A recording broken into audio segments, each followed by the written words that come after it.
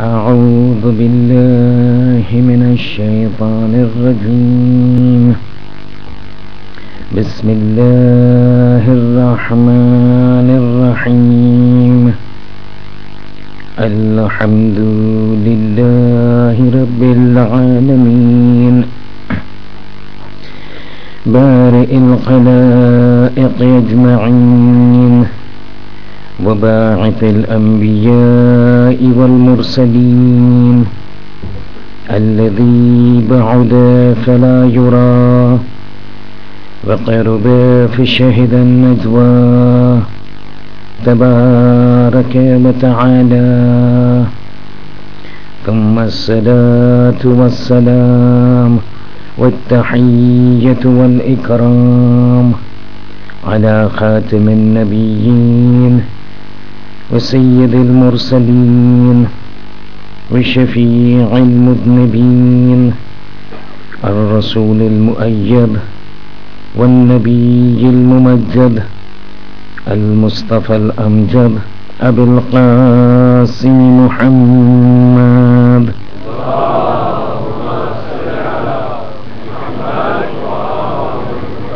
وعلى آله الطيبين الطاهرين المعصومين المظلومين، لا سيما على الإمام المنتظر وحجة الله الثاني عشر ابن العسكري المنتظر، ولعنة الله على أعدائهم أجمعين من الآن إلى قيام يوم الدين. أما بعد، فإن الله الصادق العليم قال في كتابه الكريم القرآن الحكيم: بسم الله الرحمن الرحيم. بقية الله خير لكم إن كنتم مؤمنين. صلوات.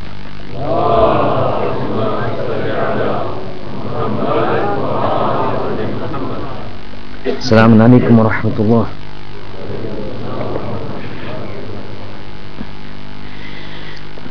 Into the 8th night of our discussion, and we have reached a point where we can make that final thrust into those issues that need to be, or that needed to be conveyed for this Ashra. As had been indicated at the start of the Ashra, that this entire series that has been planned out has been segmented, and the segment that currently we are in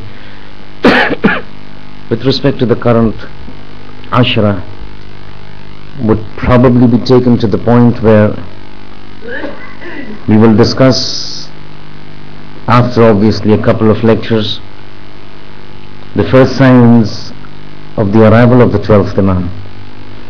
And basically it would be a trailer, a preview, because the scope of these nights do not have in them that I can discuss all the aspects relating to the reappearance of the 12th Imam. So we will reach at a point where we will indicate a few basic things that are related to the reappearance of the 12th Imam, and that's where we will end this series, to be continued inshallah next year if God wills, where then the intention is that the discussion will revolve around the signs of the Dhuhr, the signs of reappearance, events, incidences, things that would happen when prior to the Dhuhr, when the Imam comes, after the Imam comes, and the state of events that will take place in what is referred to in the Islamic terminology as the Akhirul Zaman.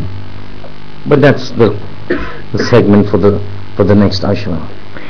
As of now, where we stand, the 11th Imam has been martyred, 260 Hijri. Imam Mahdi born in the year 255 Hijri, a boy of 5-year-old, with the events that took place, and which was narrated last evening. Enemies and unscrupulous, malicious, sinister individuals with sinister and malicious intentions endeavoring all to take away the rights, the property, the life of the 12th Imam, and the reaction of the 12th Imam in his efforts, and the efforts of the 11th Imam in his endeavors to promote and establish this 12th Hujjat of God upon the earth. But as we are in the last few nights, it becomes important that we now go into those very important points as far as the Ghaibah is concerned. Because we had initially started the Ghaibah, we talked about the Shahadat of the 11th Imam, we talked about what happened last evening when we talked about Jafar al-Kadhab endeavoring to usurp the right of the 12th Imam as far as the Imamat is concerned, as far as the inheritance is concerned, as far as trying to portray himself as the next successor or the representative or the Hujjat of Allah upon the earth after the 11th Imam, and the efforts of the 12th Imam to put water to all the efforts of Ja'far. But now we are into the system where we need to know that in this period now, that the 12th Imam has now come into the world, the 11th Imam has passed away, the Salatul Janazah has been recited, and the 11th Imam has now been buried. What happens now and what takes place? Because now we are into that period which is referred to as the Ghaibat Sughra. For my young little children that I see over here, just for explanation's sake, the entire period of the disappearance or the occultation of the 12th Imam is referred to as Ghaibah. This Ghaibah is divided into the smaller Ghaibah, the smaller occultation, and the larger occultation. The difference between the two occultations is that in the smaller occultation, which started from the time the 11th Imam passed away in the year 260 Hijri and continued up to the year 329 Hijri, this entire period is referred to as the Ghaibat Sughra. In Ghaibat Sughra, Imam was not amongst the people, but he would interact with the people, not directly, by means of 4 appointed deputies, or the Naibin, or the Nawab, or the representatives as they are called. By means of these representatives, which were 4 in this period from 260 Hijri to 329 Hijri, by means of these 4 individuals he would communicate with the people, he would answer their problems, he would solve their problems, he would guide them, he would advise them, and basically run the entire functionings of the affairs of the Ummah, of the Holy Prophet, insofar as the problems were concerned and guidance required was concerned. And this is what we need to understand. But over here, as we saw, that when Ja'far realized that the 12th representative of Allah has come upon the earth, and we indicated yesterday and last night that he was a person who had repeated interactions with the Bani al-Abbas, he had repeated interactions, comings and goings with the courts, with the Darbar of the Bani al-Abbas, and he was on very good terms with them. Because of his sinister nature, he immediately went and complained to the Bani al-Abbas, that personality that you intended not to come, and because of which you put so much effort and monitoring and surveillance on the 11th, and to prevent this 12th to come, this person has already come. I have witnessed him, I have faced him on numerous occasions, so your efforts have proved futile. Now the only thing that you can do is to get rid of him now that he's come onto this earth, so that you can save your kingdom, you can save your power. Al-Mulku Akim, we heard that. And so the Bani Abbas now start getting into action. One of the actions that they did, we referred to last evening, that the first reaction of the Bani Abbas after this event of Ja'far al-Kadhab was to arrest Hadrat al-Narjis. And we discussed that she was arrested, she was interrogated, she was asked about the whereabouts of the 12th Imam, but she refused to divulge, and eventually God brought out a way by divine methodologies and methods to grant her a release, and Hadrat Narjis was left by the Bani Abbas. But now you understand, the entire hum of gham is now to make sure that this man is now taken to task, is now killed, because still the whereabouts of his are sometimes located. He would still keep meeting certain people, and now the machinery needs to get him out completely. Before, now they were not aware that this whole entire Ghaibat al-Sughra and Ghaibat al-Kubra has been planned out. Their intention was to get this man and kill him, so as to protect their power and reign. At that point of time, the Holy Imam, the 11th Imam, passes away in the year 260 Hijri. For 19 years after the 11th Imam passes away, the capital of the Bani Abbas continues to remain in Samarra. In 279 Hijri, they transferred the capital back from Samarra to Baghdad, where it was initially there at the time of Harun al-Rashid and the initial period of Mamun al-Rashid. The capital goes back to Baghdad, the entire machinery goes back to Baghdad. Samarra becomes one of the localities, but now under intense surveillance, because now the capital is shifted to Baghdad, the entire ruling machinery shifted over there. But knowing that this was the place where the 12th Imam was seen, there was a lot of spying going on and monitoring and surveillance taking place in Samarra, and in tune with the policy of the Bani al-Abbas to somehow endeavor to get hold of this personality and kill him. Two events take place in which the Imam exposes himself, and after the second event he just goes out, and then the actual Ghaibat al-Sughra as we know it begin. And it becomes important for us to know how these events unfold, because after this time nobody can claim or could have claimed that he saw the Imam by himself unless the Imam wishes or wanted himself to be seen by them. When they moved to Baghdad, again Samarra was the focus of attention, because this was where the entire event was unfolding. The machinery moves over there, the Khulafa Bani al-Abbas, one after the other, keeps coming, keep dying. You heard the Turks were wielding enormous power. At times when they wanted to remove the Khalifa, they would remove the Khalifa. At times when they would want to put the puppet Khalifa, they would put the puppet Khalifa. But whatever happens, a time comes when the time and the reign of Mu'tadid Abbasi comes about. He's one of those Khulafa Bani al-Abbas. Again, as mentioned, all the Bani al-Abbas, whether it was the first or the last, were always endeavoring to go in opposition to the Ahlul Bayt. Mu'tadid Abbasi was no different. So once he comes to Baghdad and he takes over the power, because the capital now is in Baghdad, he sends his spies to locate places where there could have been sightings of the 12th Imam. He receives information from his spies and the Jasusim about a certain location where the Imam was expected or anticipated to be there. This Mu'tadid Abbasi, who is in Baghdad now, hires or brings about 3 individuals, mercenaries and assassins, and gives them the task of going to that place where the Imam was assumed to be present. And this is the event that unfolds. The Riwayat says he calls these 3 individuals, mercenaries and assassins, and he says, I've got a task for you. You need to go to a certain place in Samarra. And he identifies the locality, and he identifies the street, and he identifies the house for them. And he says, gives them a guidance that when you go to this house, to make sure that this is exactly the house. When you go there, you will normally see a slave outside the house sitting and weaving, either weaving or stitching, but some sort of tailoring work. That is the house, that is your target. Once you look at that house, without much ado, without wasting any time, you need to go inside the house. Whoever, wherever, whatever, old, young, male, female, whoever you find, I want you to cut off their heads and bring their heads to me in Baghdad. For which you will get a lot of rewards, incentives indicated.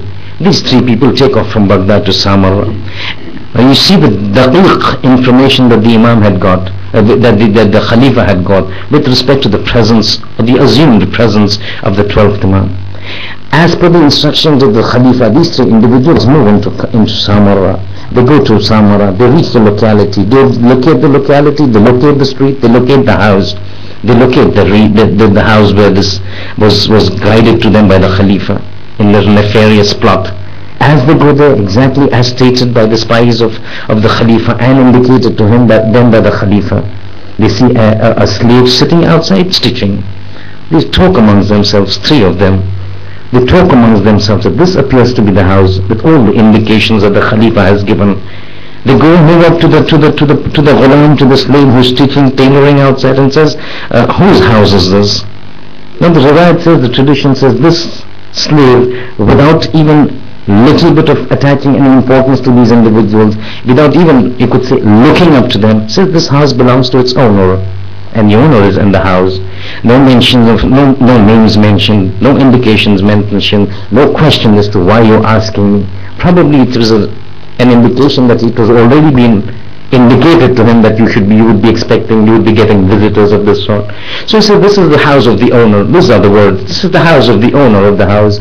And the owner of the house is inside. Now these three people will say, okay, now this is the house, and they rush inside. They unsheath their swords, and now the narration is taken over by one of the mercenaries by the name of Rashiq. Rashiq is one of the three people. The other one was by the name of Ahmad. The third person's name the Rawat does not mention. These three people going, now Rashiq takes over his narration. He says, when we talked to this ghulam and we observed all the criteria that the Khalifa had mentioned, we realized that this was the house. We rushed inside, swords unsheathed, to find out whoever was there. We were supposed to take their heads back to the Khalifa. But the moment we entered the house, surprise, surprise, because suddenly we come across, as soon as we entered the house, and I'm comparing it to common day terminology, something like a hall, a living room. We saw a living room, not very ornately decorated, but it had an ajib sense of calmness, an ajib sense of tranquility. Means the moment we entered, it was very sparsely decorated, but the very entry into that just calmed us down. It was as if an overwhelming sense of tranquility overcoming us. And this is something that those who have gone for ziyarat would observe. There are certain places where people have gone for ziyarat. Every individual has its own preference, his own preference or her own preference. Then there are certain places when you go for ziyarah, you feel a sense of calmness, you feel a sense of tranquility, you're overcome with it. And I experience there are certain places that I personally prefer, and a matter of preference, that going there you feel a sense of solace, a tranquility, a calmness, a composure that just soothes your entire wujud, your entire existence. So we entered this drawing room, this hall, or the living room, or whatever we may compare it to today's terminology. See, it was an ajib sense, but we had come with a mission. We had come with a purpose. We had to fulfill the rulings of the Khalifa. We looked around, nobody to be seen into the house, in that particular room. And as we entered, we turned around, we didn't see anybody. No individuals. But in front of us, we saw a curtain, a very nice curtain. And he says, it looked so clean that we felt, now Rashiq is saying, it looked so clean that we felt as if it had been put up just recently. No hands seemed to have touched it. The color was not faded. The designs were not convoluted. The curtain was not dirty. Clean, nice, but very attractive. We had a purpose. We didn't find anybody in the drawing room. So we rushed inside, cast aside the curtains to see if there was anybody inside. The moment we cast aside the curtains, a sight that took us just left us stunned. Because now when we open the curtains, what we are seeing is a huge hall, a large hall. But the amazing part of it was not that it was a long and large and a huge hall, but the fact that that whole hall was filled with water.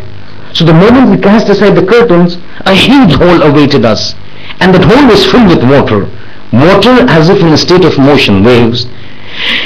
Surprise after surprise. We cast aside the curtain, we see a huge hall. Paying attention, we see this hall is filled completely with water. More surprises as we look to find out what is this in a house, such a huge hall, and inside the hall, water that is flowing as the waves of a sea. At the far end of the corridor of the hall, we see somebody on a carpet. This carpet is made up of straw. If you go to the many places, we don't have these musalla made up of cloth. It's made up of those straw, wood-like structure. You see, on a carpet of a wood-like structure of straw, a person is standing on the water on the carpet. On the water, the carpet, and on the carpet, this man, and he's praying. And we turn around, and where have we got ourselves into? But we realize that the Khalifa had said, whoever you find inside, you need to bring his head. And so we saw that man praying at the end. What surprised us was this hole, the water, somebody with a prayer mat on the water, and on top of that prayer mat this person is standing. The prayer mat is not getting wet. That man is not sinking into the water. He is in a state of prayers, and we had entered shouting, but this man just seemed oblivious of us. He was absolutely nonchalant towards our admission, towards our entry. It is as if he was just not bothered. It was as if this did not matter to him who has come. He was engrossed in his prayers with the least of the attention towards us. We enter, look around, realize one person, the orders are, whoever you find, strike off his head. So one of our persons, by the name of the other person, the Sheikh was saying, one of my friends, Ahmed, decides to go down. He said, I'm going to go into this water. Probably it's just ankle deep. Probably it's just knee deep. I'll walk across. Because the idea was if a person is on the prayer mat, on the water, standing on it, not sinking, it must not be a deep place. So the moment he puts his legs inside the water sucks him down. Rashid says, in front of our eyes, we saw him pulled into the water, and it was very close to him being drowned. Both of us put our hands, take hold of his hands, and pull him out. But in the meantime, the water had sucked him down, almost on the verge of dying, almost on the verge of suffocating, due to the excess of water. We pulled him down, he loses consciousness. Now, Rashid said, that gave me a jolt. A house in which there is a room which is filled with water, apparently looks shallow, but so deep enough, and so deep, that deep enough to drown somebody. The other, Rashid was saying, after this incident, the second says, let me try. I will try to swim across to the other point, to the point where this person is praying, and I will pull him out. So he says, he goes a little with a bit more caution. But same thing happens. The same person, the second person, goes into the water, gets sucked in. Again he's about to be drowned. Rashid says, I put my hand and I pull him out. But the same situation. The water enters into his mouth, almost onto the face of drowning, loses consciousness. Two of my friends, before my eyes, they're lying unconscious. Isn't this jolted me? No, I did not know what to do. But one thing really struck me, that something was not ordinary over here. Something was not normal over here. What I have seen is not what is normally seen. So that gave me a jolt. Not only did it give me a jolt, it gave me a sense of fear and apprehension. I lost my strength to even endeavor to go to him. As I saw this and I lost my strength, I said, I cannot do this. I saw two of my friends suffering this fate. He says, I fold my hands and turn to that man and say, I don't know who you are, and I don't know why I'm supposed to come over here, but I've just come on an order, on a command. I have nothing to do with you, and I don't even know who you are. But whoever you are, I assume you appear to be somebody very close to God. If in any way I have offended you, I seek your apology. I seek your forgiveness, and I want to go away. Rashid says, I uttered these words that it has no effect on that man. He is in the same way engrossed in his prayers as it was when we entered. All these events that have taken place have no effect on him. He continues to pray out of fear. I slowly drag up my friends up outside the house. They eventually regain consciousness, and all three of us, failing in our duty, turn back to Baghdad. Now when we turn back to Baghdad, we were told, whenever you accomplish your mission and you come back from Samarra, make sure you report to me the first thing. Don't even go to your houses. Your first report should be to me. And in anticipation of them bringing certain heads, the Khalifa had told his guards, as soon as these individuals come, don't come to take my permission. Just take them inside. They were brought inside. So as soon as we entered, we didn't even need to take permission. The Khalifa had already given the permission. We were taken directly into his presence. Expecting, anticipating some good news. He says, yeah, tell me what happened. He's saying, we couldn't do it. So what could we not do it? Then we explained the whole procedure, and we explained the whole event. So as soon as we explained, we saw the Khalifa overcome with fright. But at the same time, he composed himself, and then he turned to us in a very severe tone and threatened us and asked us first, have you mentioned about this instance or this incident to anybody? This is no, we've just come from Samarra directly to your castle, to your palace. He's saying, I'm warning you. If you want to stay alive, you will not mention about this event and this extraordinary state of affairs to anybody. Should I hear this leaking out, it will be my sword and your neck. So we promised him that we will not indicate this to anybody, and we will not tell this to anybody. And the incident finished off. Now you see, there was always this endeavor to make sure that somehow the 12th Imam is captured. But this was one instant. As soon as the Khalifa realized that yes, this was the man that has been prophesied, at times when you are becoming so focused on a mission or an objective, then you just don't fail to see you just fail to see the realities. He sees, he's being told things that are not normal, that do not appear to be normally seen.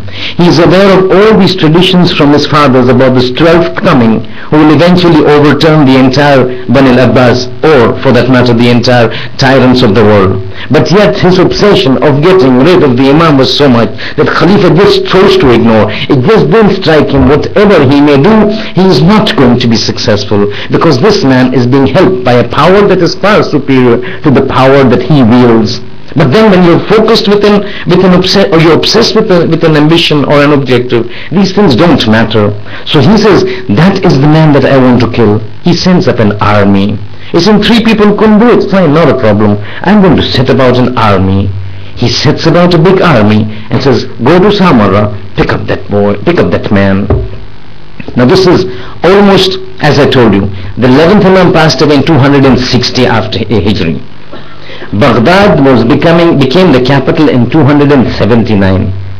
That is 19 years after the death of the 11th Imam. 5 years before the death of the 11th Imam, the 12th Imam was born. And this incident is when the Bani al-Abbas had already moved to Baghdad. So 19 years, 5 years, 24 years. At the very minimum, at this point of time, as we are talking about this event, Imam must have been at least around 24 and above, as far as the dates are concerned. So I want that man. So this whole entourage, this army goes, a huge number of people, led by a commander who was very shadidul akhlaq, very cruel, very rough. Obviously, arrogance is an outshoot and offshoot of power. When you have power, you wield clout, then arrogance is an automatic offshoot and byproduct of that. And they move. Now, before I go into that, a little discussion upon a certain issue that takes place in the Middle East. The Middle East, because of the heat that it has, in olden days, now we've got air conditioners and other means of heat, of cooling the temperature. But in olden days, there were no such things as of air conditioners. So in order to protect themselves against the heat of the summer, which would reach temperatures of 40, 42, 45, they had a mechanism, a natural mechanism that they would devise. They would have places which were referred to as basements. So on the ground floor, on the first floor, they would have houses. Very rarely they would go above the ground floor. It's in the later stages when Baghdad really became a flourishing that you had at least 1, 2 floor buildings. But basically it would be a ground floor, and under the ground floor they would have a basement. This basement served as a place where they could seek refuge in the heat, against the heat of the afternoon, this sweltering, immense, intense, severe heat of the Arabian Peninsula in the afternoon. So all the houses would have something of this sort, which we call basement, or the cellar, which in the olden days, in those terminologies, are referred to as sardab. And this is exactly one of the things that when people go for ziyarat and go to Samarra, one of the places that they visit is the basement, the sardab. It is from here that the final sighting of the 12th Imam takes place, and then the entire period of the Ghaibat al-Kubra with all its paraphernalia begins. This army goes.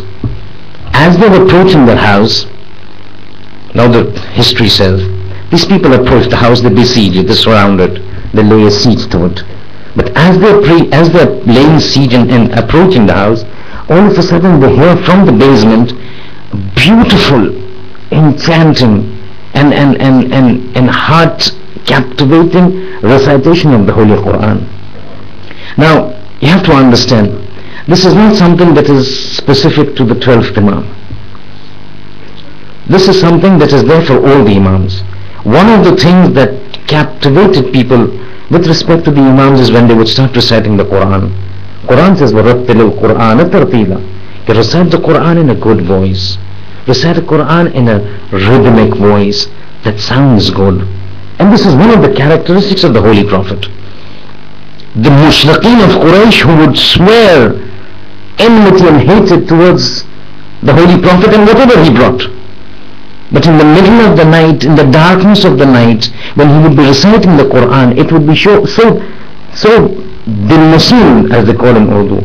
It would be so captivating that they would stand outside his house just to listen. There have been cases of Abu Jahl. In the darkness of the night, Riwayat says, midnight, everybody is sleeping. We're talking about Medina, we're not of Medina of the initial stages of Islam, not the Peterborough of 2012. There at 7:30, 8, it's dead. It's Kabisa finished. It didn't have televisions and serials as we have now, or movies, or XYZ channels. They would finish off quickly. By midnight, it's as if dead. There's nothing to it after 7:30. That's Abu Jahl goes out in the streets, passes by the house of the Prophet. The Prophet is reciting the Quran. He's reciting the Quran in an ajib voice. That was one of the characteristics of the Prophet. Draw people when he would recite. Just would not want to move away. The manner in which he would recite. That's one of the miracles of the Quran. If it's recited properly, it sinks into the heart. Abu Jahl is walking, hears the recitation of the Quran, stands, keeps listening. Behind, some of the Quraysh happen to get up.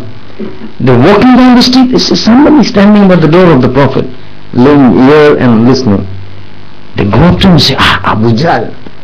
So Abu Jahl, he turns back and sees surprised, somebody seeing him, saying, shh. So what are you doing? Say, I was passing by and I heard Muhammad reciting the Quran. So why are you listening?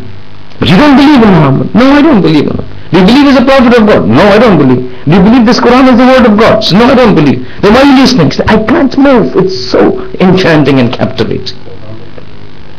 I'm just forced to listen. It's as if my feet are not moving. This army comes to the house. They suddenly hear an enchanting recitation of the Quran. Then somebody is in the basement. So this commander says, now a group had come in front and a major group was coming behind. These people had rushed in front to first lay siege, so that in case somebody wanted to move out, they would block the entrance. The other major force was still coming. This commander was part of the first group that came in. He enters the house. He sees there's a staircase leading down to the basement, because he heard it coming from the basement. He located the stairs to the basement and he put his people right across, from the stairs there to the down. As these forces began to move in, this commander also comes in. What do they see? They see a man inside the sardab reciting the Quran. The voice of the Quran, enchanting, captivating. The machine coming from this man. So we have to get him. But be careful. Don't do anything till I tell you. The commander tells his people. Now right across from the top of the stairs till the bottom of the stairs, where the sardab actually begins, the basement actually begins, lined by soldiers armed to the teeth. Kabisa completely. As if battle ready. This commander goes on top. He says, I don't know what to expect from him, because I've seen things, I've heard things that have happened to those three people. So I don't want to take any chances. Just stand there, wait till I give you the orders. So, but why are you waiting for, commander? He said, I don't want to take any chances. In case he does something that we are not able to handle, I'm waiting for that other force to come. Once the reinforcements come, then we will take over. But till I say, till they don't come, and till I do not give you the order, you're not going to do anything. He said, he goes on the door, waits for them. He didn't have a walkie-talkie at those times, right? He was waiting. No communication device, iPods, iPads, whatever. Standing over there waiting for the reinforcements to come. All of a sudden, those people who were at the bottom of the stairs, lining up to the top of the stairs, suddenly see this man folds this Quran. Stops the recitation. Calm, composed, no apprehensions, no fear, no bows frowning his face. Completely at ease. Closes the Quran. Gets up, puts it into the cover, takes the cover in his hand, picks up his rida, starts walking from the sardab, comes to the stairs, starts walking up the stairs. The soldiers are watching him pass by, but they have been under orders not to do anything till the commander comes. We may not listen to Agassi standing the way he talks, but these commanders were so subservient, these soldiers were so subservient to their commanders that if they tell them not to move, they don't move. Consider those Buckingham Palace guards. Standing means standing, but whatever happens, whether it's flies or whether the insects, they're standing, they don't twitch. They just standing over because the orders were there. Don't do till I tell you something. Now they know that the commander is standing on top outside waiting for reinforcements. They see this man passing, but they're under orders not to do. Imam Zamana comes, starts climbing, passes by each of them. Now they're looking, but he's going on top. Now they're under the assumption that commander will grab hold of him. This man goes on top, Imam Zamana, climbs up the stairs, passes by that man, the commander. In front of him he passes by, and the soldiers are perplexed, because that commander, this does not do anything. He passes by, and the commanders are the soldiers are half expecting that commander to put out his hand and hold this man, but he doesn't do anything. Imam passes by this entire group. They are held back because of the order of the commander. He passes by the commander does not do anything. Soldiers are perplexed. We have come to arrest this man. This man is passing by the commander is not doing anything, we cannot do anything. Let's wait and watch. The 12th Imam goes past the commander, goes outside, turns and disappears. As soon as he disappears, the soldiers tell the commander, but you saw that man going out, why didn't you take him? They said, which man? Isn't that man that we were supposed to capture, he was gone?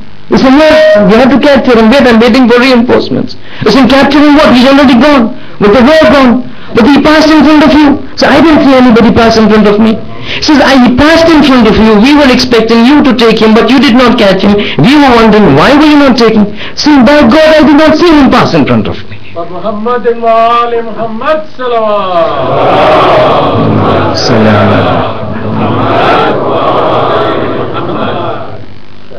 We did not see him pass.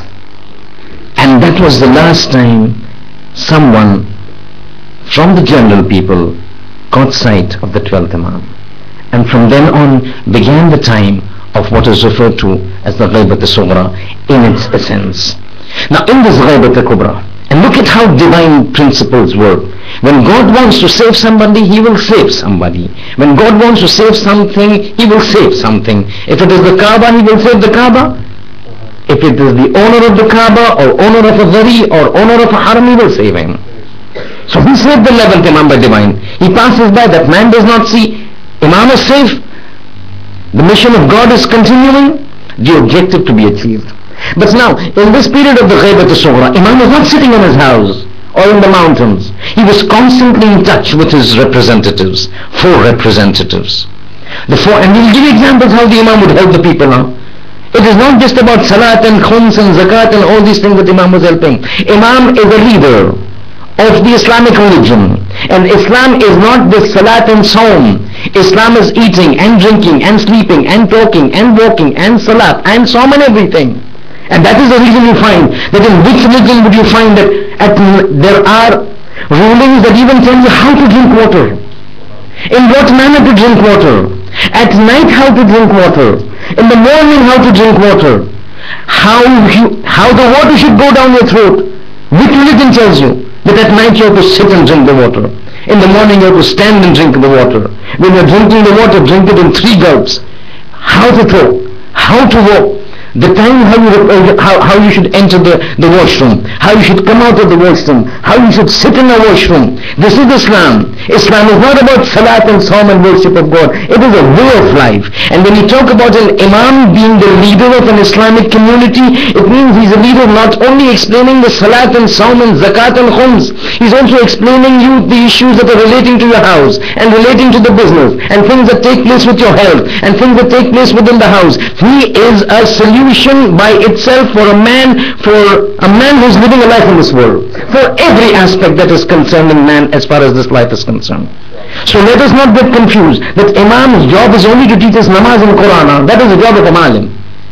Imam is a leader, he is a counselor, he is a guide, he is a friend, he is more loving than a mother, he is more loving than a father, he is more manager as a leader.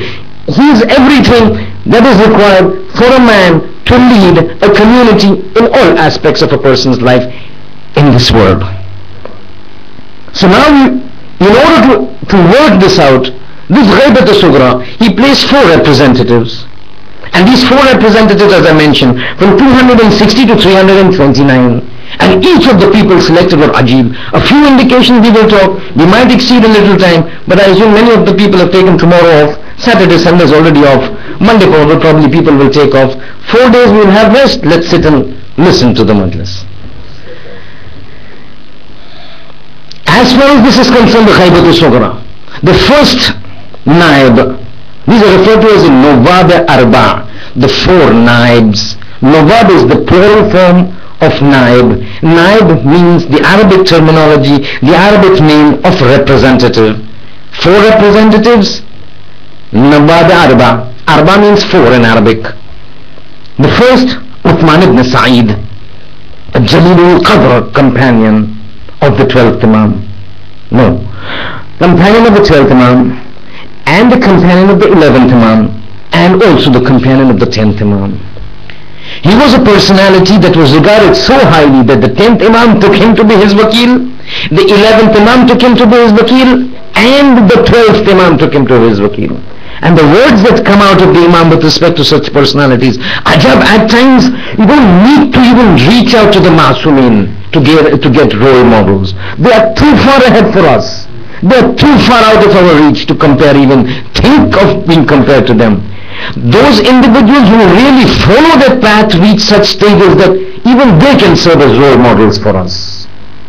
When it comes to Uthman ibn Sa'id, you find the 10th Imam saying, understand, Al-Umari, that was his title, Al-Umari Fiqati, he is a person in which I trust. 10th Imam is saying, a Masoom is saying, and don't just think a Masoom is saying, this is not the time of the Prophet, this is not the time of Ali, this is not the time of Hassan or Sadiq, this is the time of the 10th and the 11th Imam, when situation was so suffocating, only for the sake of the 12th Imam, that this 12th Imam need not, should not, ought not to come into this world. And hence the suffocating environment, the surveillance, the big brother was so much that people would not trust their brothers when they would talk. That is how people, when you have a person in the family of the holy Imam turning out and turning as a black sheep, then what else would you expect? The brother of the Imam turning out against him.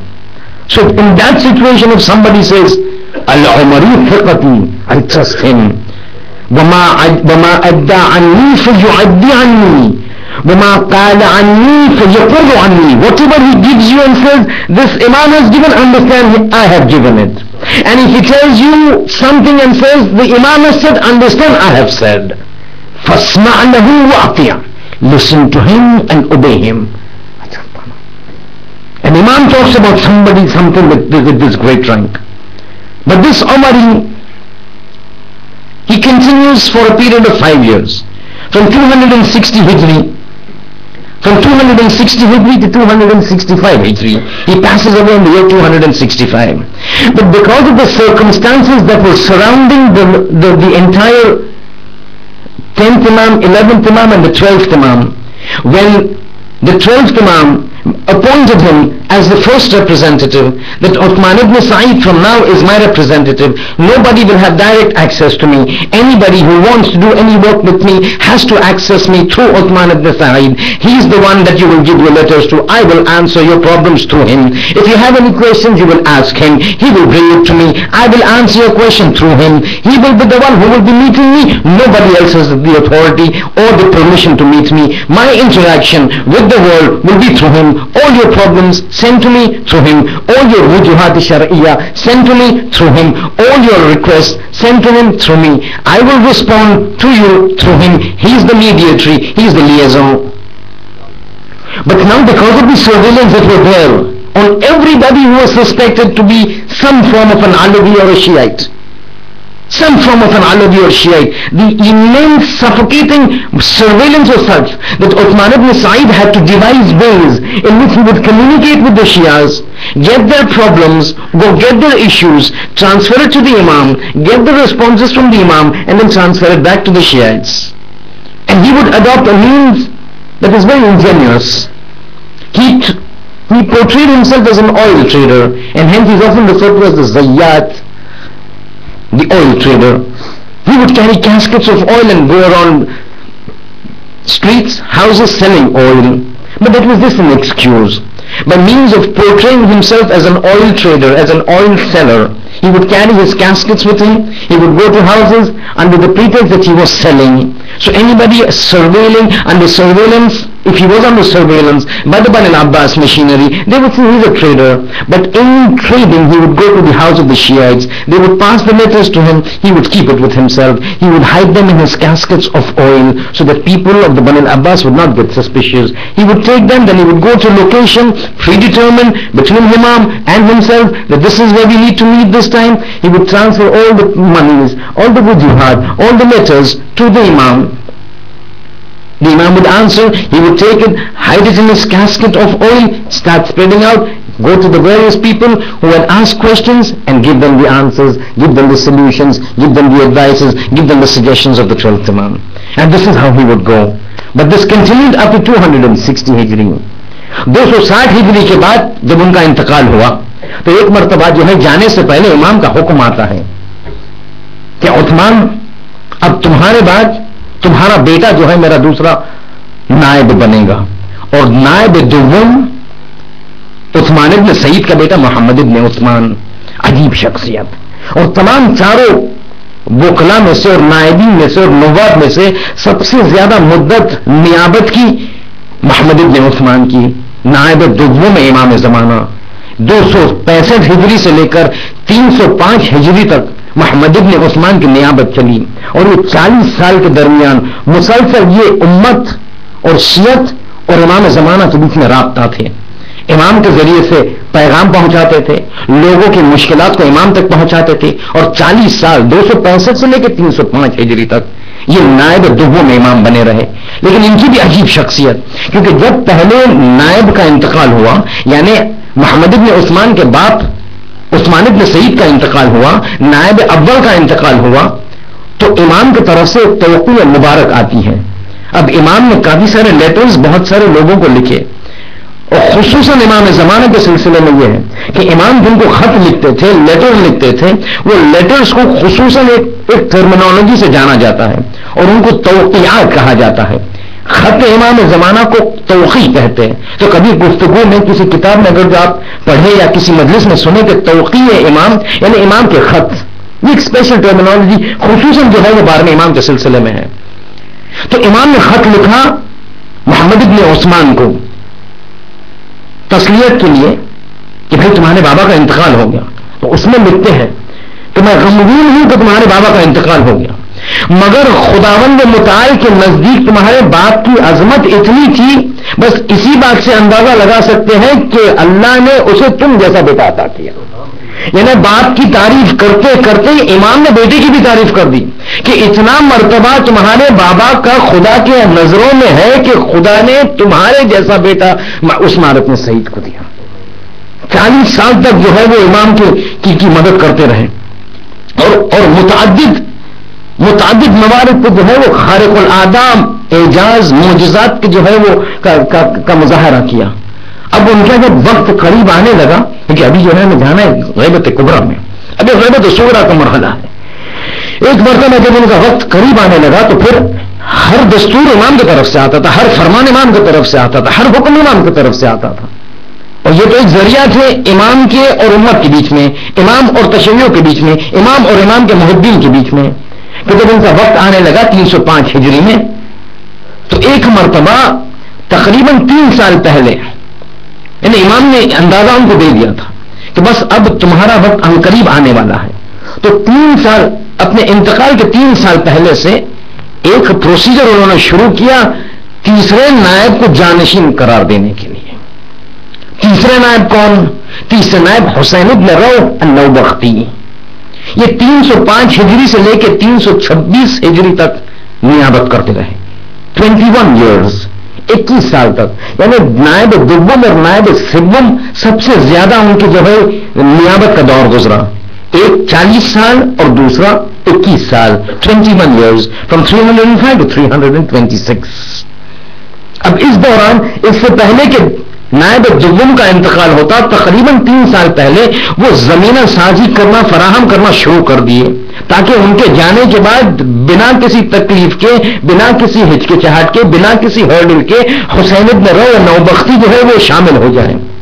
اب یہ حسین ابن روح نوبختی ایک عجیب شخصیت ہے اور ہماری معلومات امام کی نسبت بہت کم ہے، متاسفانہ کم ہے. جس امام کے بارے میں ہمیں سب سے زیادہ جاننا چاہیے، کیونکہ امام وقت ہے، ہم امام کے معمولین ہیں، ان کے بارے میں ہماری سب سے نالج سب سے زیادہ کم. اب یہ 4 نائب کے نام تو شاید ہی بہت ہی کم لوگ سنے ہوں گے. اب عثمان ابن سعید کو کون جانتا ہے؟ محمد ابن عثمان کو کس نے سنا ہے؟ اب وہ فلم ایکٹرس کے نام لینے لگے تو سب جو ہے وہ بائی ہارٹ جو ہے وہ 10 سال پہلے کے تمام کے نام لے. مگر امام نائب امام اب وہ تو بھی اب تیسرے جو نائب ہے یہ تو یقیناً ہم سب نے ان کا نام سنا ہے. کوئی ایسا شخص نہیں یہاں اللہ کے چھوٹے بچوں کے علاوہ کہ ان کا نام کوئی سنا نہ ہو، کیونکہ یہ شخصیت ہی ایسی ہے کہ سال میں 1 مرتبہ کم سے کم سب لوگ اس کا نام لیتے ہیں. ان کا نام 1 مرتبہ سال میں سب لیتے ہیں. کب؟ 15ویں شعبان.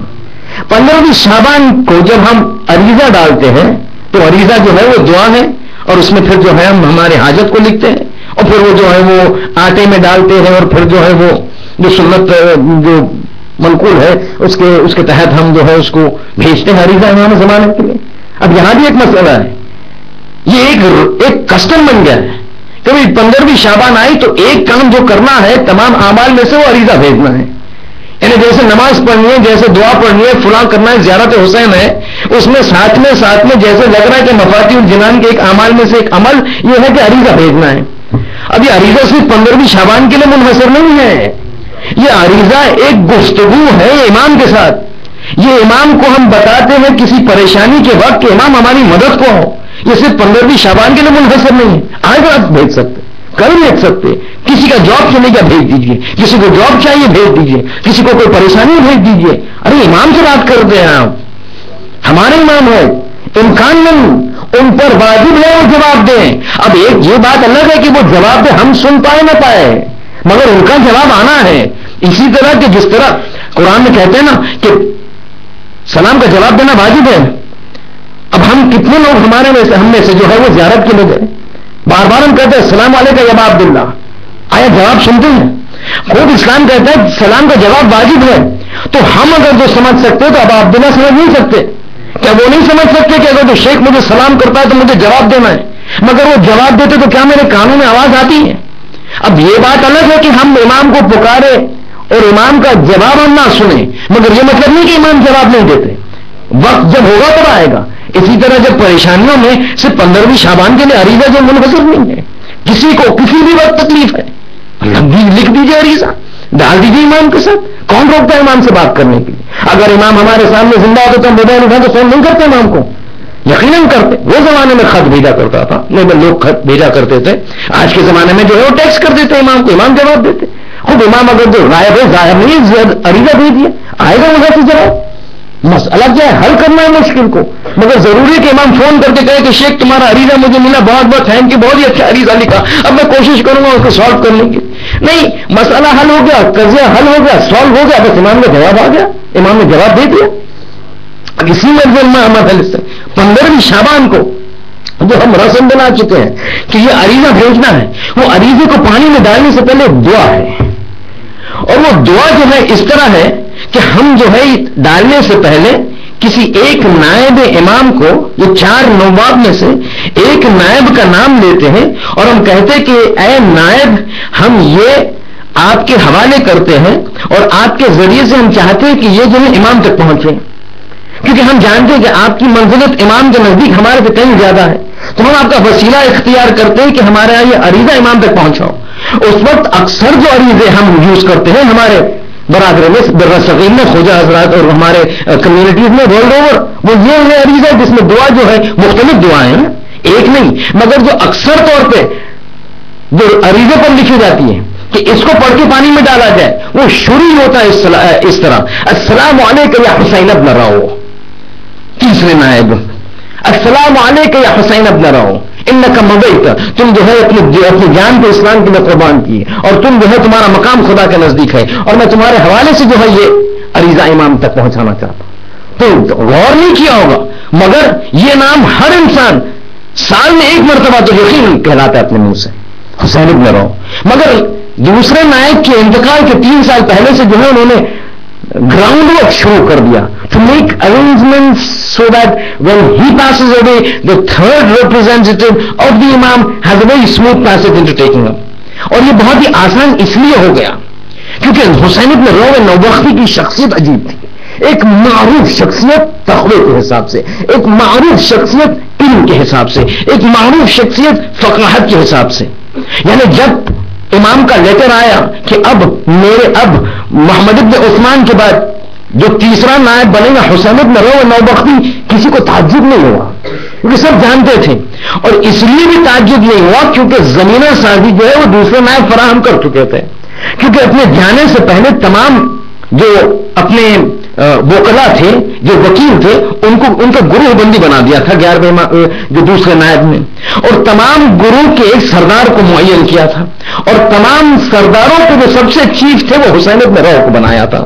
اور یہ حکم کے ساتھ کہ سب کو آنے کے لیے پہلے اپوائنٹمنٹ لینے کی ضرورت ہے، مگر حسین ابن روح کو آنے کے لیے کوئی اپوائنٹمنٹ کی ضرورت نہیں، جب بھی چاہے ہمارے پاس چلے آئے، جب بھی چاہے ہمارے پاس چلے آئے. اور یہ ایسی کارسازی تھی کہ جب دومی کا انتقال ہوا، نائب دوم کا، تب حسین ابن روح کو بہت آسانی سے جو ہے وارد ہو گئے. اب حسین ابن روح کا نوبت آئی، 26 سال ان کی نیابت ہوئی، اور 26 سال کے بعد پھر وہ وقت آ گیا کہ ان کو دنیا سے جانا پڑا.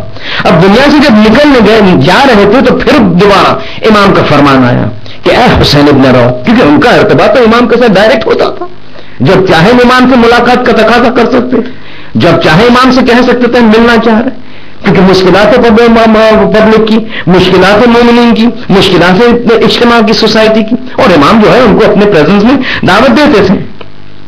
اب جب ان کے جانے کا وقت آیا تو امام نے حکم دیا کہ اب تمہارے بعد علی بن محمد السموری. اب علی بن محمد السموری جو آخری نائب ہے، یہ بھی عجیب جلیل القدر صحابی. یعنی آپ ایک ایک لائف ہسٹری پڑھے بھی وقت نہیں، گنجائش نہیں ہے، کیونکہ بہت ساری چیزوں کو بحث کرنا. دیکھیے ایک گھنٹہ ہونے آیا، اب تو عباس کے مسائل بھی پڑھنے ہیں، مگر جو ہے وہ شخصیت ایسی ہو سکتی ہے علی بن محمد السموری کی. عام طور پہ تو ہم دیکھیں کہ یہ عام انسان نظر آتے ہیں، مگر حرکتیں ایسی کرتے ہیں، چیزیں ایسی چیزوں کا مظاہرہ کرتے ہیں کہ اعجاز نظر آتا ہے. اب انہی کے سلسلے میں ایک گفتگو پھر جو ہے وہ ایک آدھ ایشو بیان کر کے پھر مسائل کی منزل پر. یہ علی بن محمد ایک مرتبہ اپنے ساتھ افراد کے ساتھ جو ہے وہ بیٹھے تھے نشست میں. ابھی بغداد کی بات ہے، کیونکہ بغداد میں مقیم سے. اب اصحاب کے ساتھ بیٹھے ہوئے ہیں، گفتگو ہو رہی ہے، افراد مسائل پوچھ رہے ہیں. اب اتنے عرصے سے امام زمانہ کے ارتباط میں کچھ تو کس کیا ہوگا، اور ایسے امام تو نہیں کسی کو جو ہے نائب بناتا. خود فقیہ تھے، عالم تھے، متقی تھے، پرہیزگار تھے. تو جیسے سب کے ساتھ بیٹھے اصحاب پوچھتے تھے، سوال پوچھتے تھے، اور یہ جواب دیتے تھے علی بن محمد السموری چوتھے نائب. اب جیسے گفتگو ہو رہی تھی کہ ایک مرتبہ لوگوں نے دیکھا، شاگردوں نے دیکھا، اصحاب نے دیکھا کہ ان کے چہرے پر ایک عجیب غم کے آثار طاری ہو گئے، یعنی غمگین ہو گئے. چہرے کو جھکایا، ماسے کو پکڑا، کچھ دیر تک بس بیٹھے رہے. پھر ایک مرتبہ کہتے کہ میں تمہیں تسلیت دے رہا ہوں. تو پریشان، اچھی خاصی بات چیت ہو رہی تھی، اچانک یہ غم کے آثار مظاہرہ کر رہے ہیں، اور یہ نظر آ رہے ہیں ان کے چہرے پہ غمگین ہو چکے. بولتے آقا کیا بات کیا ہے؟ بولتے تسلیت عرض کر رہا ہوں میں. بولتے کس بات کی تسلیت؟ کہتے رے میں، شہر رے ایران میں ہے. یہ شہر رے وہی شہر تھا کہ جس کی لالچ میں عمر سعد امام حسین کو قتل کرنے کے لیے کربلا آیا. یزید نے کہا تھا کہ اگر جو حسین کو قتل کرو گے تو یہ شہر رے کی حکومت تم کو دوں گا. یہ شہر رے میں ایک عالم جو شیخ صدوق کے والد علی ابن باب ہوئے، محمد ابن علی ابن باب ہوئے، شیخ صدوق کی فادر. کبھی موقع آئے گا تو بتائیں گے شیخ صدوق کون اور کیسی شخصیت. بس اتنا سن لیجیے کہ شیخ صدوق. رک جائیے، اب یہاں تک آ گئی تو مجھے 5 منٹ دے دیجیے. 5 منٹ کے بعد یہ قضیہ بیان کروں گا کہ پتہ چل جائے کہ شیخ صدوق کون ہے اور شیخ صدوق کے والد کون ہے. بہرحال ان کے والد علی ابن محمد ابن علی باب ہوئے. اب شہر رے میں ایران میں رہتے تھے. اب یہ بغداد کی بات ہے جو عراق میں ہے. وہ شہر رے جو ایران میں ہے, اکراس دا بارڈر بغداد میں علی بن محمد السمری چوتھے نائب امام زمانہ کے اصحاب کے بیچ میں ایک مرتبہ تسلیت کہتے ہیں کہ علی بن بابوے کا انتقال ہو گیا. اب یہ پریشان یہاں بیٹھے بیٹھے شہر رے کی بات کر رہے ہیں, تو وہاں سے کچھ وہ شاگرد تھے, کچھ افراد تھے, کچھ صحابی تھے, انہوں نے جو ہے وہ ٹائم نوٹ کر لیا, تاریخ کون سی, دن کون سا, ڈیٹ کون سی, ٹائم کون سا, لکھ لیا کہ امام نے بیان کیا ہے, علی بن محمد نے بیان کیا ہے. اب 17 دن گزر گئے روایت کے حساب سے. 17 دن کے بعد ایک شخص ایران سے آیا. تو جیسے اب اس زمانے میں شہر اتنا بڑا تو نہیں تھا, جب کوئی نیا شخص آ جاتا تو فوراً پتا چل جاتا کہ یہ نیا شخص ہے. جیسے شخص ہے, کہاں سے آئے ہو, السلام علیکم, میں ایران سے. او ایران سے آئے ہو, ایران کے کیا خبر, سب خیریت سے. تو شہر رے کو جانتے ہو, ہاں بس اسی کے پاس بیٹھتا ہوں. کیا وہاں کی خبر کیا ہے, بولتے بہت ایک تعصب خبر ہے. تو کیا بات ہے, بولتے وہاں جو ہے علی بن محمد کا انتقال ہو گیا. بولتے کب ہوا, بولتے فلاں تاریخ کو. اپنے پرچے کو نکالا, بے نہیں وہی شخص, وہی وقت, وہی ٹائم, وہی دن کہ جو علی بن محمد بغداد میں رہ کر جو خبر دی تھی علی بن بابے کی شہادت کیا انتقال کی رے میں, بس بے نہیں وہی وقت نکلا. اب یہ ایک آرڈنری انسان, معصوم نہیں, مگر بغداد میں رہتے ہوئے ایران کی خبر دیتا ہے. یہ کہاں سے آتا ہے, یہ اتباع اہل بیت ہے, یہ محبت اہل بیت ہے کہ کسب کرتی ہے ان کی صفات کو, کسب کرتی ہے ان کی کیریکٹرسٹکس کو.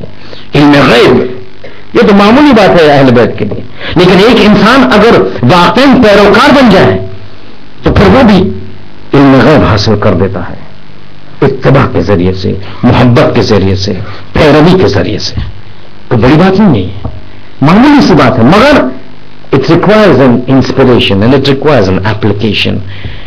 We get inspired but we don't apply ourselves. If we apply ourselves, these are small things.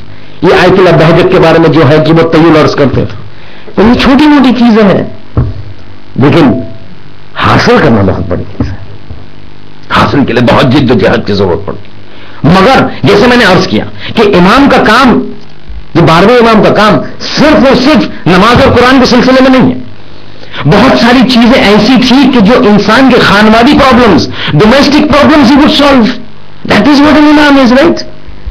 An imam is one who is taking care of all the affairs of a person. کتنے کیسے روایت اور کتنی روایت ہے کہ ان غیبت الصغرا کے دور میں امام تو لوگوں کو پریشان نہیں ہوتے. خود یہ سن لیجیے, علی بن بابوے شیخ صدوق کے والد ایک مرتبہ تیسرے نائب کو خط لکھتا ہے, حسین بن راؤ کو, کہ میرے پاس اولاد نہیں, میں آپ سے گزارش. اب وہ شخصیت تھے علی بن بابوے ایران میں, عالم تھے, جلیل القدر, معروف, مشہور, صاحب تعظیم اور صاحب عزت, لوگوں کی عزت کرتے تھے. اب وہ جب انہوں نے خط لکھا تیسرے نائب کو کہ آپ گزارش ہے آپ سے, آپ کا ارتباط امام سے ڈائریکٹ ہوتا ہے, آپ امام سے گزارش کریں کہ اللہ کے پاس دعا کریں کہ اللہ مجھے فرزند عطا کرے. لیٹر لکھا, خط لکھا, حسین بن روح کے پاس چلا گیا, امام کے پاس خط لے کے جا کر دے دیتا ہے. 3 دن کے بعد امام کا جواب آتا. اچھا, domestic problems he is guiding them, counselling them. That is what an امام از. A friend, a leader, a father, a mother, a counselor. But we have taken him to be a very different entity. Oh, he's an imam. He's got this Aba, Qaba, Amama. He should only be asked about Salat and Sawm and Hajj and Masail Fiqh. We don't take him as a friend. We don't take him as a family member. When our family members go on a journey, we give sadaqah. But we never think about giving sadaqah for Imam Zamana, do we? No, he's only there for taking us to Jannah. But otherwise, my father is more loving to me. He loves us more than his children now. But when we come and compare ourselves to him, we take out for our children. He's going from here to London, he said, take out sadaqah. Sadaqah kaji mein judge hai. Aaj barsat bahut hai. Imam yaad nahi aati. Panchata apne to so. Allahumma ajjil li waliyik al-faraj. Jaldi aao, jaldi aao. It doesn't work, son. یہاں اب مسئلہ یہ ہو گیا کہ خط لکھتے ہیں حسین ابن رو. 3 دن کے بعد جواب آتا ہے امام کے پاس سے. عجب جواب. کہتے ہیں کہ انک لا ترزق من هذه, کہ علی بن بابے سے کہو, وہ خط ڈائریکٹ علی بن بابے کے نام, کہ انک لا ترزق من هذه, کہ اب جو تمہارے پاس جو زوجہ ہے اس سے یہ جو اولاد تم مانگتے نہیں ملیں گی، یہ معین نہیں ہے، مقرر نہیں ہے، خدا کا حکم نہیں ہے، لیکن عنقریب ستلک الجاریۃ الدیلمیہ کہ بہت عنقریب ایک کنیز تمہارے ہاتھ میں آئیں گی اور تمہیں کنیز کو خریدو گے، ترزق بہا ولدین فقیہین، اس کنیز کے ذریعے سے تمہارے پاس 2 اولاد ہو گئے. اور بالکل ایسے ہوا. یہ جو زوجہ تھی اس سے کوئی فرزند نہیں ہوئے. کچھ عرصہ گزرا کہ ایک کنیز کو انہوں نے خریدا، کنیز سے ازدواج کیا اور پھر کنیز کے ذریعے سے دو لڑکے نکلے. ایک کا نام شیخ صدوق اور ایک کا نام حسین. شیخ صدوق کے لیے خصوصیت سے کہا جاتا ہے کہ ان کی ولادت یہ 12ویں امام اور امام زمانہ کی دعا کے ذریعے سے، اور یہ دعا کے ذریعے سے جب شیخ صدوق کی ولادت ہوئی اس کا اثر یہ نکلا. اب دیکھیے کیسے امام ہیلپ کرتے ہیں. امام کی دعا کے ذریعے سے شیخ صدوق کی جو ولادت ہوئی اس کا اثر کیا نکلا؟ اس کا اثر یہ نکلا کہ شیخ صدوق کی شخصیت کے لیے ایک خصوصی کیریکٹرسٹک یہ تھا کہ دعا کے ذریعے سے ان کا حافظہ اتنا شدید کہ فوٹوگرافک میموری، ایک صفحہ پڑھ لے زندگی بھر نہیں بھولتے تھے.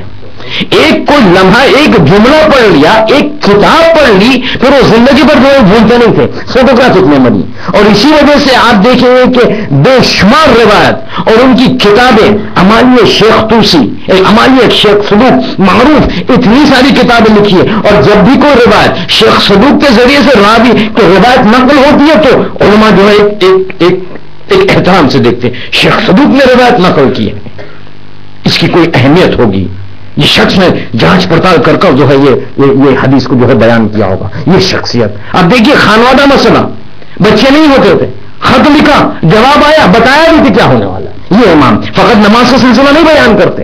اب ایک وقت ایک ایسا آیا، ایک انسان، ایک لڑکا تقریباً 12-13 سال کا لڑکا، نام شکور، یہ سب روایت میں ملتا ہے، نام کے ساتھ واقعے کے ساتھ کہ کیسے کیسے امام غیبت صغریٰ میں لوگوں کی مدد کرتے تھے، کیسے کیسے ان کے پرابلم کو سالو کرتے تھے، کیسے کیسے لیڈرشپ کا بیان مظاہرہ کرتے تھے. اس شکور 12-13 سال کا بچہ بچپن سے بات نہیں کر سکتا تھا، وہ بات کرنے کی طاقت نہیں تھی، بات نہیں کر سکتا تھا، وہ بات. ایک مرتبہ بہت علاج کیا مگر کچھ نہیں ہوا، مایوس ہو گیا. بات لے کر آیا تیسرے نائب کے پاس، اس نے حسین ابن رو نوبت کے زمانے کی بات، کہتے امام سے کہو کچھ کریں، میرا بیٹا گونگا ہے، 12-13 سال کا ہے، بڑا ہوگا، میں مر جاؤں گا، کون دھیان رکھے گا، کیا ہوگا. امام سے کہے کچھ کہیں، پھر خط لکھو تم. خط لکھا، حسین نوبختی کو دیا. امام حسین لیتے ہیں خط، جا کے دیتے ہیں نائب سبن، دیکھیں امام کو دیتے، کہتے ہیں جاؤ تم، جب جواب آئے گا تب میں بلاؤں گا. جواب آتا ہے، بلاتے آؤ.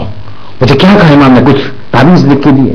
ایک تعویذ کا سلسلہ آج کل بہت ہے نا سب چیز میں، مولانا تعویذ، مولانا تعویذ. وہ دیکھے تعویذ لکھ کے دی، امام کو بھی مولانا جیسے سمجھتے ہیں تعویذ کو. تو کوئی تعویذ ہے؟ بولتے نہیں تعویذ نہیں ہے. بولتے کیا حکم ہے؟ بولتے امام نے کہا کربلا جاؤ، بس کربلا جاؤ. حکم آیا ہے، حکم آیا، الفاظ تو عمر تمہیں حکم دیا گیا ہے، کیا گیا کربلا جاؤ. خوب کربلا جا کے کیا کرو؟ بولتے امام حسین کے سیاحت کے. خوب کیا، کون سی دعا پڑھوں، کیا کرو؟ بولتے وہ کچھ نہیں، امام کا صرف ہے کربلا جاؤ. بس امام کا حکم ہے کربلا جانا ہو. پورا قافلہ خانوادہ نکلتا ہے کربلا کے لیے، کربلا کے لیے نکلتا ہے، جاتا ہے زیارت کرتا. زیارت ختم ہوتی، کچھ تبدیلی نہیں. السلام علیکم ابا عبداللہ، زیارت وارثہ، زیارت امام حسین، یہ وہ کچھ نہیں تبدیلی.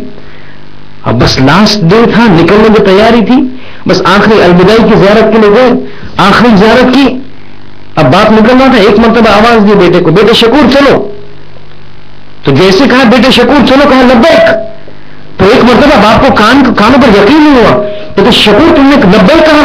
کچھ ہاں بابا میں نے لبیک کہا، زبان کھل رہی میری. بولتے تم بات کر سکتے ہو؟ مجھے بات کر سکتا ہوں. پر محمد وآل محمد صلوات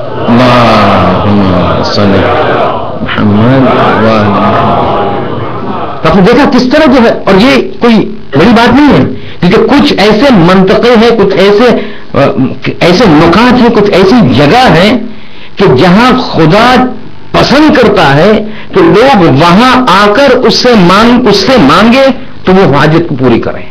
اب یہ آپ کو لگتا ہے کہ اب مشکل تھا کہ وہاں بیٹھے بیٹھے سامرا میں یا بغداد میں یا جہاں بھی امام تھے ہاتھ اٹھا کر دعا کرتے تو دعا قبول نہیں ہوتی؟ مگر نہیں، کچھ جگہ ایسی ہے کہ خدا چاہتا ہے لوگ وہاں جائیں اور وہاں جا کر اس کے پاس مانگے تو خدا قبول کرے. اور ایک حائر حسینی، حسین کی قبر کے ارد گرد گنبد ہے، گنبد کے نیچے وہ جگہ خدا کو بہت محبوب ہے، بہت محبوب ہے، کیونکہ حسین کی قبر ہے نا، حسین کی قبر ہے. اور کیوں حسین کی قبر سے اتنی محبت ہے خدا کو؟ کیونکہ دین خدا کو بچایا ہے، دین خدا کو بچایا. آج 8ویں رات ہو گئی، چراغوں کو خاموش کر دیا تھا. آج 8ویں رات ہو گئی نا. ایک سوال میں آپ سے کرنا چاہوں گا. کہ محرم بس ایسا لگتا ہے کل ہی جو ہے چاند نمودہ، 8 دن نکل گئے، آج 8ویں مجلس. دل پہ ہاتھ رکھ کے میں آپ سے ایک جواب مانگنا چاہوں گا. جب محرم شروع ہوتا ہے، جب ماہ محرم کا آغاز ہوتا ہے تو سب جو ہے وہ عاشورے کا انتظار کرتے ہیں. 10 دن کے بعد عاشورہ ہوگا، تمام پلانر اس طرح بنایا جاتا ہے کہ چھٹیاں جو ہے عاشور کے دن لیے جائیں. مگر عاشور آنے سے پہلے جو سب سے زیادہ جو دن کا انتظار ہوتا ہے وہ عباس کی شب کا. نہ جانے کیوں 8ویں شب عباس کی نسبت دی گئی، یعنی انتظار ہے عاشور کا. مگر عاشور سے پہلے اگر کوئی شب کا سب کو انتظار کرتا ہے تو عباس کی شب کا. نہ جانے یہ عباس میں کیا ہے، مگر ایک عجیب شخصیت ہے. تو جو دیکھو عباس کو چاہتا ہے، مسلمان تو چاہتے ہیں، غیر مسلمان بھی عباس کو چاہتے ہیں. یہ نام میں کچھ تاثیر ہے. اور کیوں نہ ہو، وفا کا جو پیکر ہو تو پھر لوگ محبت ہی کریں گے نا. ارے آج شب ہے باب المراد کی، ارے آپ سب جمع ہوئے ہیں مصائب باب الحوائج کے سننے. ارے مصائب ہے حسین کی ڈھارس کی، زینب کی طاقت کی، سکینہ کی رجا اور امید کی، اور زہرا کے بیٹے کی. یہ عباس عجیب جملہ لگا، زہرا کا بیٹا. سنیے یہ واقعہ. زہرا بہت چاہتی تھی عباس کو. عجیب لگتا ہے نا، کیونکہ عباس کے آنے سے پہلے زہرا کی شہادت واقع ہو گئی. علی مسجد میں ہے کہ خبر اطلاع ملی کہ بیٹے کی ولادت ہوئی. گھر پہنچتے ہیں، بیٹے کو لیتے ہیں. کچھ واقعات پیش آتے ہیں جس کو میں جو ہے مختصر میں نظر انداز کر کے جو ہے وہ اس مرحلے پہ آتا ہوں. عباس زہرا کا بیٹا ہے نا. سنیے، اب عباس کو علی ہاتھ میں لیتے ہیں، اور جیسے طب کا معمول عباس کا نام علی نے نہیں رکھا تھا. عباس کا نام تو بہت پہلے سے رسول کے زمانے سے اطلاع دی گئی تھی. ایک مرتبہ بچے کو اٹھایا، اب کمرے میں ام البنین ہے، حسن ہے، حسین ہے، زینب ہے. ایک مرتبہ علی نے ہاتھ میں بچے کو لیا اور کہا کہ یہ بیٹا جو ہے میرا، اس کا نام ہے عباس، یہ بیٹے کا نام میں عباس رکھتا ہوں. بس جیسے نام سننا تھا کہ ایک مرتبہ زینب جو کنارے کھڑی تھی چونک گئی، پوچھا بابا کیا یہ میرا بھائی عباس ہے؟ کہا بس یہ آپ کو تمہارا بھائی عباس ہے؟ کچھ لمحے کے لیے میرے ہاتھ میں دو گے؟ کچھ ہاں بیٹی لے دو. زینب آگے چلتی ہے، بچے کو ہاتھ میں لیتی ہے، ایک مرتبہ اپنی زبان اپنے دہان کو جو ہے اس کے کان کی طرف لے جا کر کچھ کہنا شروع کرتی ہے کہ علی کہتے بس ابھی چھوٹا بچہ اب سے کھیلنا شروع کر دیا. زینب بچے کے ساتھ اب سے کھیلنا شروع کر دیا. کچھ دیر رک جاؤ. کہ ایک مرتبہ زینب نے کہا نہیں بابا میں کھیل نہیں رہی، میں کچھ پیغام پہنچا رہی. بس وہ رات مجھے یاد آ رہی جب اماں فاطمہ دنیا سے جا رہی تھی کہ ایک مرتبہ جانے سے پہلے مجھے بلایا کہ زینب بیٹی ذرا میرے پاس آؤ. میں جیسا پہنچی تو میرے کان میں کہا کہ اے زینب تمہارا ایک بھائی آئے گا جس کا نام عباس ہوگا، مگر جب عباس آئے گا زہرا اس وقت نہ ہوگی. ایک وصیت کرتی ہوں جب عباس آئے اور میں نہ ہوں تو عباس کے کان میں کہنا زہرا نے سلام کہلایا ہے. ارے عباس کو زہرا سلام کہلواتی ہے. جان ایک مرتبہ زہرا عباس کو طلب کیا گیا تھا حسین کے لیے، عباس کو طلب کیا گیا تھا حسین کے لیے. اب دن گزرتے گئے، شب عاشور کا وقت آ گیا، شب عاشور کا وقت آ گیا. ہر بار جو ہے وہ امید حسین کے عباس، امید حسین کے عباس کا. اب جیسے شب قریب بے فجر ہوتی گئی کہ ایک مرتبہ خیام کا عالم کچھ عجیب و غریب تھا. سویرے کا وقت ہوا اور جیسے جنگ کا آغاز ہونا شروع ہوا کہ ایک مرتبہ زہیر آ کے عباس سے کہتے کہ عباس تمہیں پتہ ہے کہ تمہیں طلب کس لیے کیا گیا تھا؟ تمہیں مانگا کس لیے گیا تھا؟ تمہیں مانگا گیا تھا حسین کے لیے، آج کے دن کے لیے. ایک مرتبہ عباس نے انگڑائی نہیں. اے زہیر چچا، کیا تم مجھے للکار رہے ہو؟ آج دیکھنا ایسی جنگ کروں گا کہ لوگ دیکھتے رہ جائیں. مگر یہ امید عباس کی دل میں گھٹ کے رہ گئی، کیونکہ جنگ کی اجازت نہ ملی.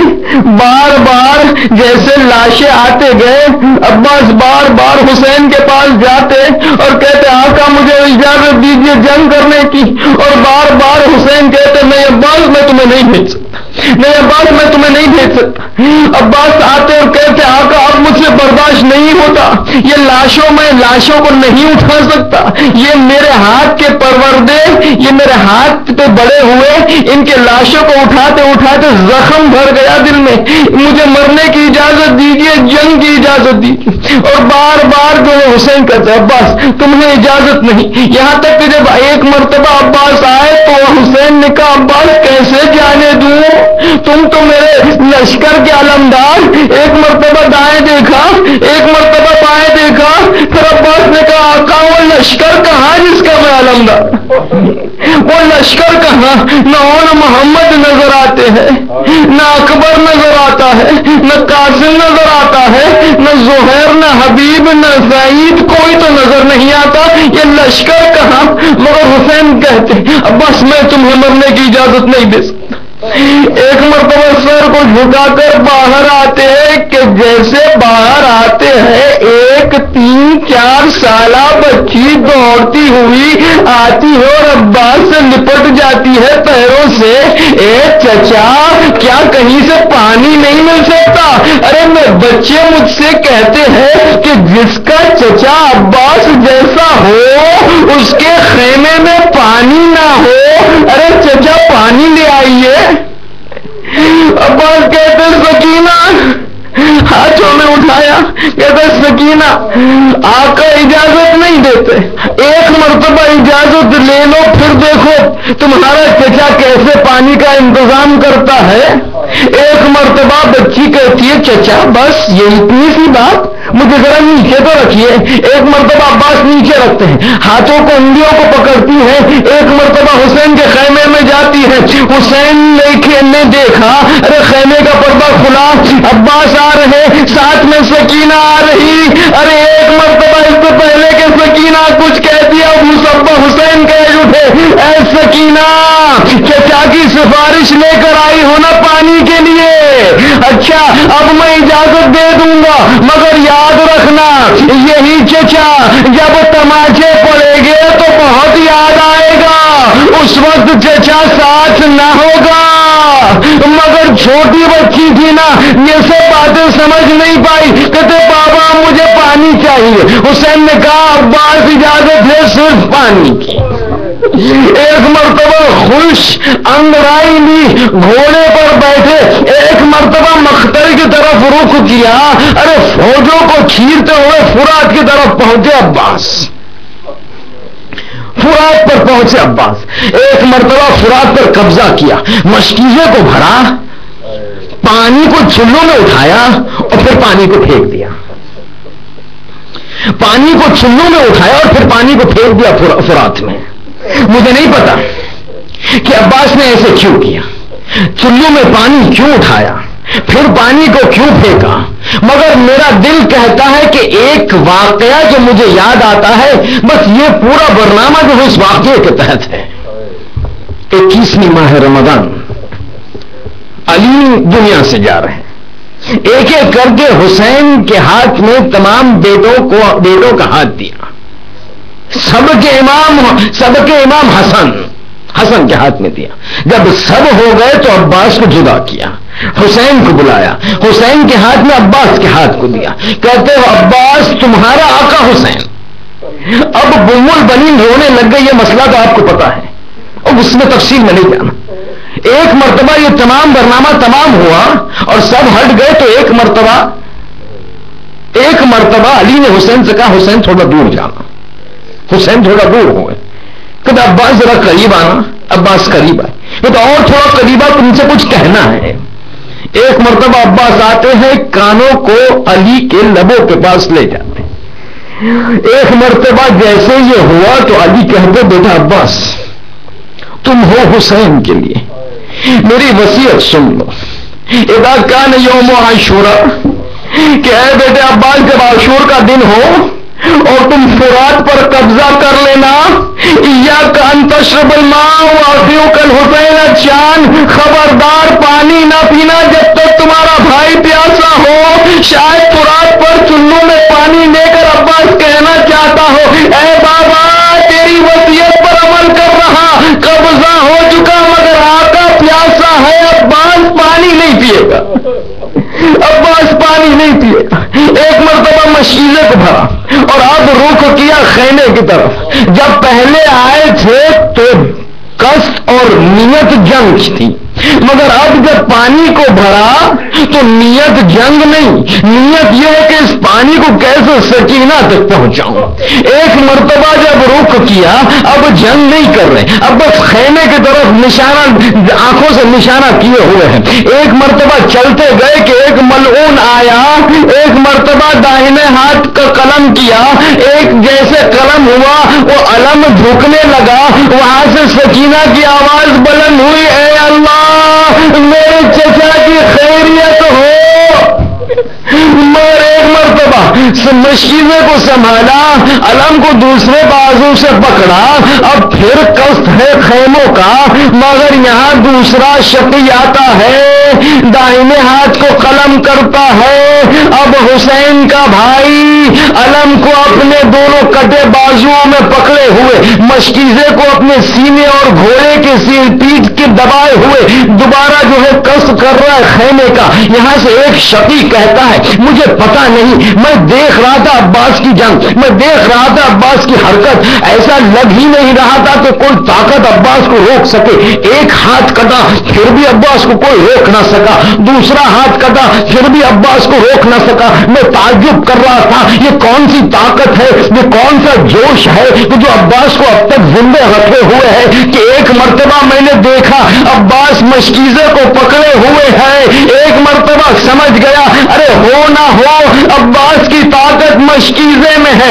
ایک تیر کو نکالا، نشانہ بنایا مشکیزے کا، تیر چلا، مشکیزہ چھدا، پانی گرا اور ایک مرتبہ عباس کی طاقت ختم ہو گئی۔ پانی گرتے دیکھ کر گھوڑے کو خیمے کے الگ رخ کیا، وہاں سے شقی آیا، ایک غرس مارا سر پر، اب عباس گھوڑے پر سنبھل نہ سکے، گھوڑے سے گرے مگر عزاداروں اپنے گرنے کو روک نہ سکے کیونکہ ہاتھ نہ تھے، منہ کے بل گرتے ہیں اور آواز دیتے ہیں یا سیدی علیکم السلام، اے آقا میرا سلام۔ نہیں کہا ادرکنی، نہیں کہا آقا مجھے مدد کرو، کیونکہ جانتے حسین تھکے ہیں، 3 دن کے بھوکے پیاسے، صرف کہا علیکم السلام۔ ایک مرتبہ حسین